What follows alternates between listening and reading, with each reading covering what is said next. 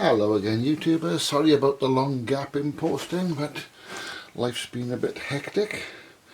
So today we're going to take a look at the Yongnuo LED ring flash.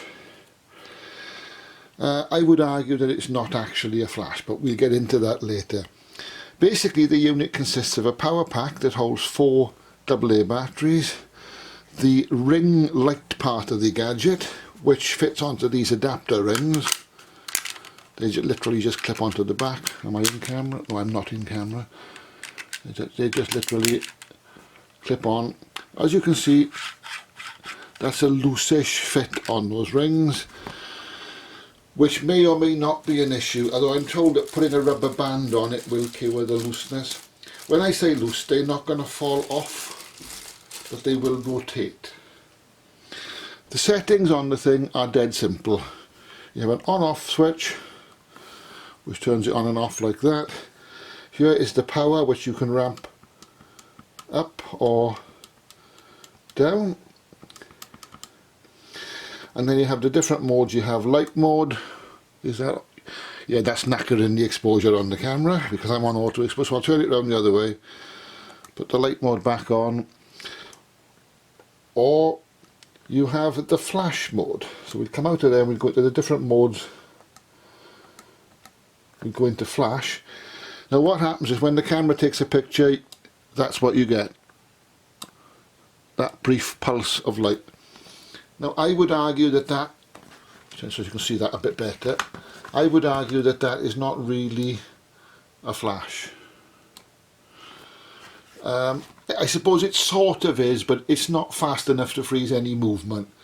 I reckon that's probably about an 1/8 of a second or a 1/16 of a second, so really a bit on the slow side to do any useful sort of.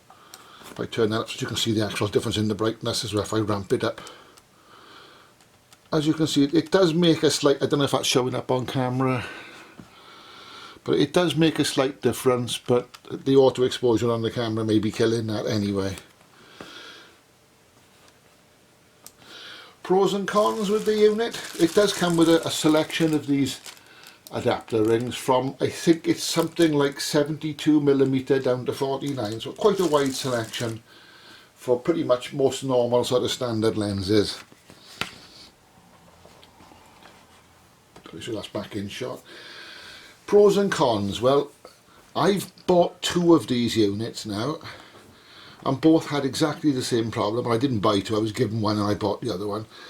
The cold shoe or hot shoe, whatever you want to call it here, which only has the one contact on it incidentally, was way too tight on the camera's hot shoe, and in both cases I had to file it down. Only a slight shaving off it with a small file, just a couple of strokes through the file, but it was so tight that getting it off the camera was actually risking breaking the top of the camera. The second problem I see with it is that it's permanently attached here, so you can't separate the 2 parts to sort of store them anywhere. So you can't put that in one place and the other part somewhere else.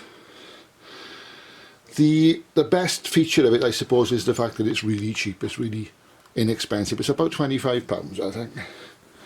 So there you are, folks, the Yongnuo LED ring flash.